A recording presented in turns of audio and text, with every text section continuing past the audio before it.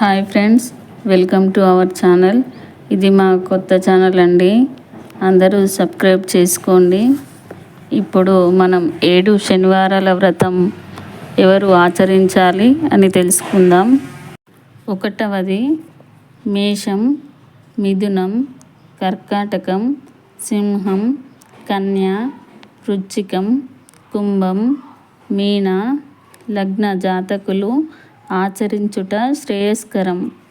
2వది గోచార రీత్యా ఏలనాటి శని, అర్ధాష్టమ శని, అష్టమ శని జరుగుతున్నవారు ఈ వ్రతాన్ని ఆచరించి మంచి ఫలితాలు పొందుదురు. 3వది జాతకరీత్యా శని మహాదశ, శని అంతర్దశ, శని విదశలు జరుగుచున్నవారు, లగ్నమున అష్టమ శని, వ్యయ శని ఉన్నవారు ఆచరించిన మంచి ఫలితాలు పొందుతారు. 4వది ఇనుము వ్యాపారస్తులు, ఇతర లోహ వ్యాపారస్తులు, నువ్వులు, నూనె వ్యాపారస్తులు, బియ్యం వ్యాపారస్తులు వ్యాపారంలో ఆటంకాలు కలుగుచున్నవారు ఆచరించిన మంచి లాభములు పొందుతారు.